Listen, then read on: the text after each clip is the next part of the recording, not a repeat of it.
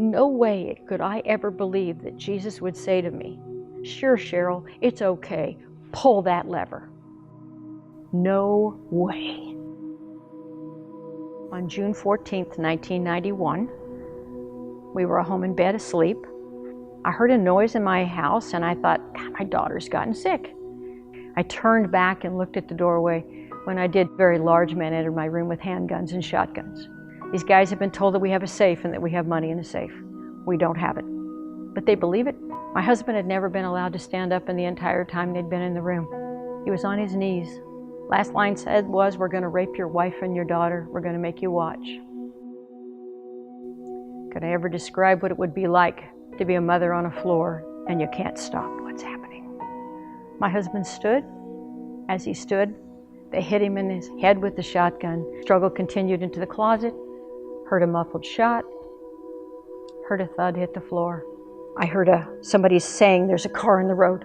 Let's get out of here." They're gone. I go in to find out if he's alive or dead. His eyes are open. I'm sorry.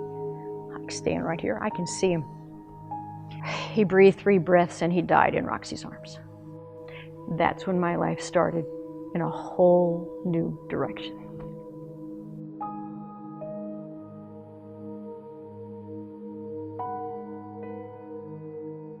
When I was the warden, I carried out 4 executions.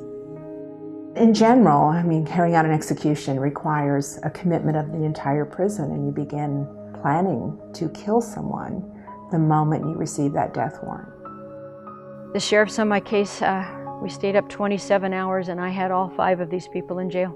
I actually had a district attorney ask me what I wanted for each one of these. Death penalty. That's what they wanted to ask for. I told him, I'll stand outside of San Quentin and I will never let you kill him. What good does that do? At the end of every execution, one of my staff would look at me almost every time and say something like, "Are we safer because of what we did tonight?" And we never answered the question. We just look at each other and know that we weren't. We hadn't done anything to improve public safety for anyone. I suffered the loss of 2 of my brothers, a cousin, and my nephew was shot in front of his house. The first teaching that I had was from my mother. She said to me, "I forgive the person that killed my son. I need him to rest in peace." Once I left San Quentin, I started really having nightmares about some of the executions and the processes, and I know it had an impact on me. 25 years later, I write every one of the people in my crime. I've met all but one. I have made friends out of them, and they are not offending in prison. They have become different people.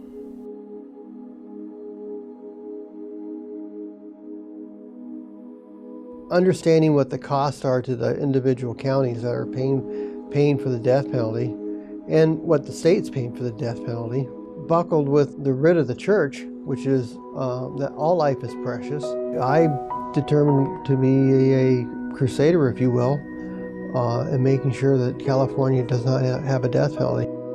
One of the things that I refuse, totally refuse, is somebody else being killed in my brother's names. I don't want anybody else to go through what our family went through. You know, the Year of Mercy that the Pope has declared has, I think, been so powerful and just continues to strengthen my resolve that we should not have the death penalty in this state. It does not do you any good whatsoever to hate. And that's all this boils down to. Forgive us our trespasses as we forgive those. I'm forgiven as I forgive. That's it. It's that simple. And the moment you sit down across from them and you look at somebody in the eye, it all changes.